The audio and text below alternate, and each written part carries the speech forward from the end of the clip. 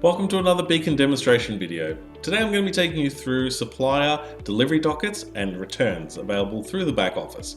So if you're asking what are the delivery dockets and what are the returns, they're usually the method of how you enter in received goods throughout the week when you're not being provided the final invoice just yet. So if you're receiving goods throughout the week on several days, you can enter these in as you go.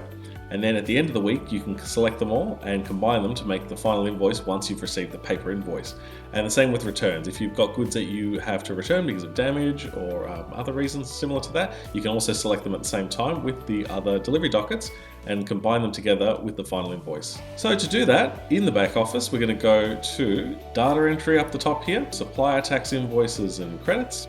And you can see I've already got two delivery dockets I've put in myself there beforehand. So they've got different dates on them there, but they're for the supplier called Gems Baked Goods. And I've also given them a description, which is optional. You don't have to enter them in, but we're going to go ahead and enter in a third delivery docket as well as a return afterwards. So I'll go ahead and add this delivery docket. So I'm going to change it up the top where it says invoice, and I'm going to click delivery docket.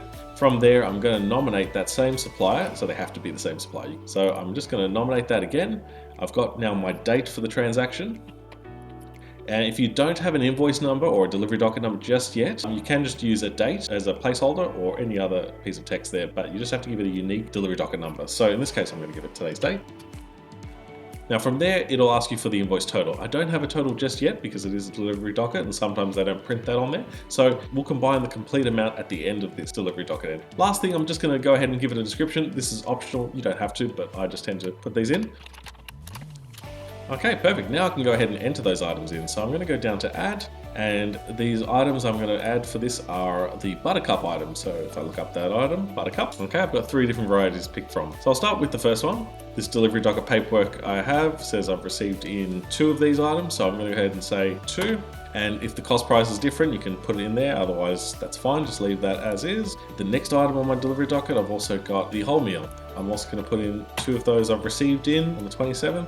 And let's say that's it. So I'm going to now hit cancel. You can see I've got the buttercup bread, the white, and then the whole grain also next to it there. And down the bottom, I've got an amount to be allocated and no GST because it is a bread item. Okay, so what I can do is I can hit calc total down here. That'll combine the total amount up here and GST, which once again there is none. And that's fine. So now I'm going to go ahead and hit OK. And it will ask, should this appear in the BAS statement? I'm going to say no, because it doesn't have any GST in this item. Okay, and it takes me back in case I want to enter another delivery docket. I don't for now, so I'll go ahead and cancel. And you can see I've got 3 of them there up the top there. So the last one is the one I've just made up. Now I'm going to go ahead and also add a return in. So let's pretend one of these wholemeal items was damaged or moldy, so I want to return it. So I go down the bottom to add again. I change the option again, but this time I go to the last one, return. I pick my supplier again. I nominate the date in mind. And I put in the invoice number again. Once again, if you don't have one, just use the date, maybe put an R in it at the end of it just to indicate that it's a return. So I'm going to do that. Once again, I don't have an invoice total just yet, but I'll bind that at the end with the calculation. So from there, I'm also going to add in a description. I'm going to say it's a return. And then once again, I'm just going to go down to add. I'm going to pick my bread item and I'm going to say 1 unit was returned. Now I don't need to put a negative symbol because it's a return. It automatically knows that I will reverse it off there. So I'm going to hit OK to that. Okay, and then from there I've got no more items to add to this. So I'm going to hit cancel. And you can see there's my returned item for buttercup wholemeal. And you can see I've also got to be allocated down the bottom. I'm going to go ahead and now hit calc total, and it's going to combine the total of that return. And then I'm going to go ahead and hit OK. Once again, it'll ask, should this appear in the BAS statement? Because this item has no GST, I'm going to hit no to that.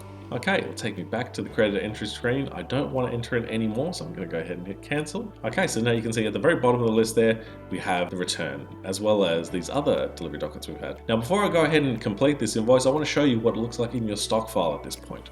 So if I was to go to Stock Maintenance Enquiry, and I'll look up one of these buttercup items, let's say the white one, it says currently right now in my stock on hand, I have 2 units on hand, as well as I have 6 units of goods received not updated. That means that those 6 items are from a combination of the invoices or delivery dockets I have entered in already in this screen here, but I have not completed yet. That also combines with the returns as well. So these are items in limbo. They're not entered just yet, but as soon as we do complete this delivery docket, you'll see those 6 units will become part of the stock on hand. So we'll go from having 2 to having 8 stock on hand at that point.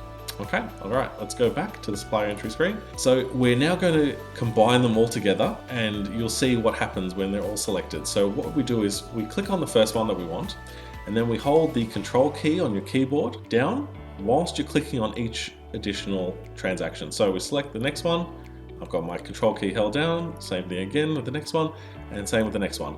This will only work for delivery dockets or returns. It won't let you select an invoice if you have an invoice in that list there, but that's all I want to do, and perfect. So now what I do, I go down to complete, and you'll notice what it's done is it's combined every single line from all the prior delivery dockets I'd entered in. They will all combine and come up separately, but all together in this one list here. You can see some of the very bottom transactions are the ones I've entered in with you now. Okay, but I'm happy with that. What I would do is I would use the actual paperwork and I would compare it against this here. So if I actually was given an official invoice from this supplier, and let's say that was the actual invoice number and the combined total, it's calculated that amount, and also just the description. So you could just say, okay, I'm happy with everything else there, so I'm going to go ahead and hit OK now to complete it. Once again, the same question, do you want this to appear in the BAS statement? No again. And also, do I want to print an audit trail? I want to say yes to that, so I'm going to hit yes, and you'll see it generate a tax invoice like this with all of those exact details. Let's go have a look at the inquiry screen to see that stock on hand again. So back to the inquiry screen, back to that item, and you can see there we have stock on hand is now 8 because it has combined all those figures that were goods received not updated, and you can see goods received not updated GRNU is now 0. So we are perfectly on track now with our stock on hand. And that is as simple as how you enter in delivery dockets and how you enter in returns in the back office. Thanks for watching our video on the Beacon delivery dockets and returns. If you have any questions, please feel free to email us at support@beaconsoftware.com.au.